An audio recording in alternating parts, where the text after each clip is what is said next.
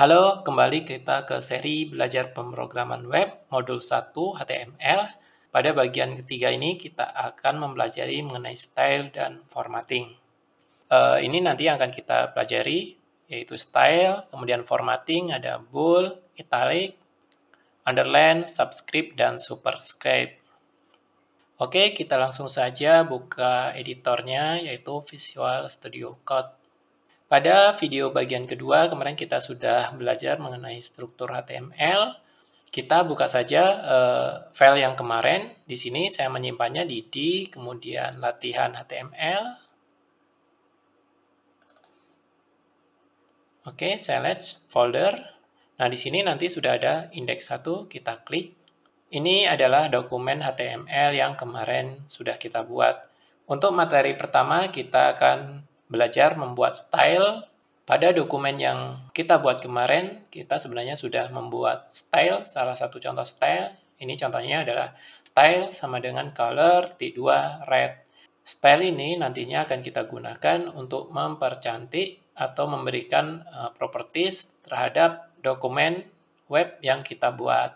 Di sini untuk style kita tidak belajar secara mendetail, tapi nanti kita akan belajar pada modul berikutnya yang mengenai bootstrap untuk mengatur dokumen web yang kita buat. Sehingga kita tidak perlu dari dasar mendesain sebuah website. Oke, kita lanjutkan saja dokumen yang kemarin telah kita buat. Di sini sudah ada style, color, -2, red.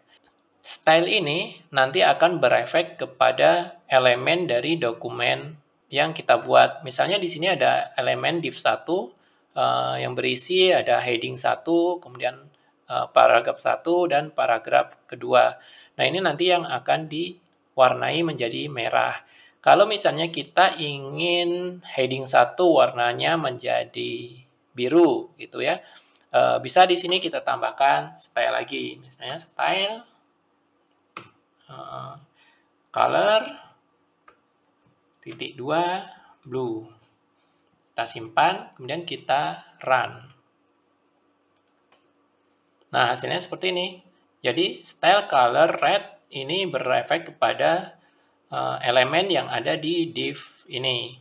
Kemudian, ini heading karena kita berikan style lagi, dia berefek kepada elemen heading saja. Oke, seperti itu.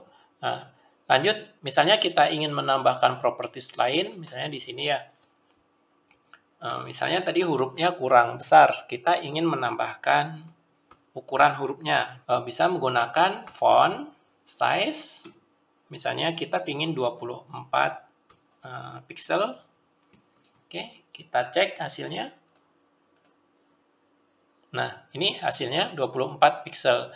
Kalau kita beri properties, misalnya di sini 50 pixel gitu, hasilnya nanti akan lebih besar dari 24 pixel. Nah, ini adalah fungsi dari style.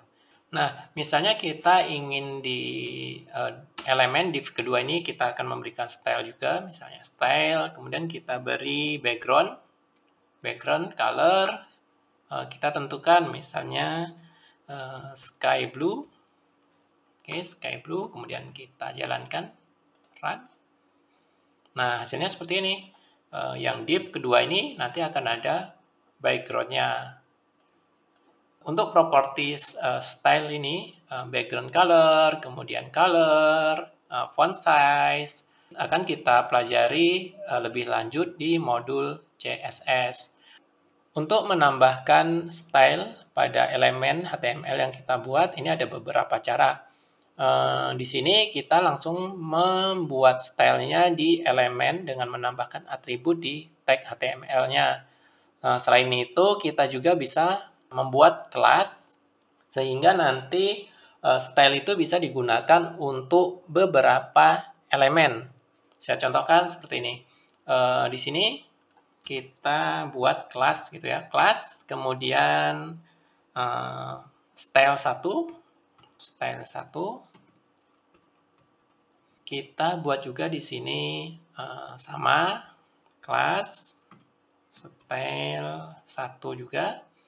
Nanti kita bisa menambahkan style di kelas ini. Di sini caranya, di head biasanya kita buat style, kemudian titik,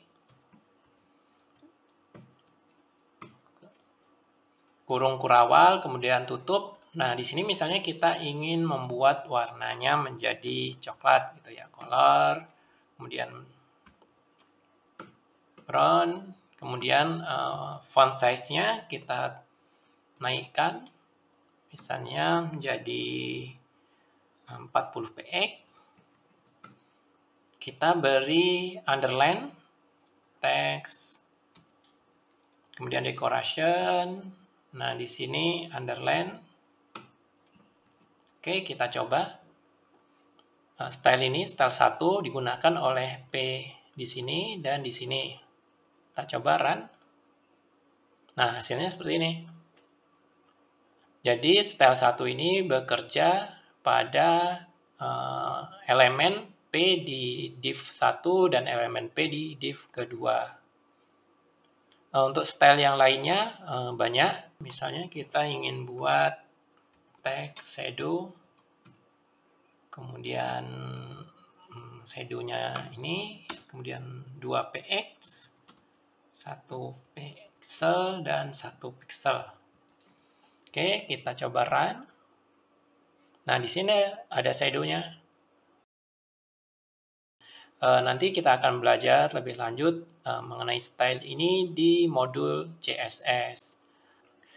Oke, kita lanjut ke pembahasan mengenai formatting. Selain kita dapat mengatur properties elemen ini dengan menggunakan style, kita juga bisa mengatur properties dokumen dengan menggunakan format-format tertentu atau tag-tag tertentu. Nah, biasanya yang sering digunakan dalam pemrograman web mengenai formatting adalah ini. Saya contohkan, misalnya kita membuat paragraf terlebih dahulu, P, kemudian di P ini latihan formatting. Nah, yang pertama tadi ada boot. Boot ini akan kita gunakan untuk membuat tulisan cetak tebal. Saya contohkan di sini caranya strong, kemudian latihan.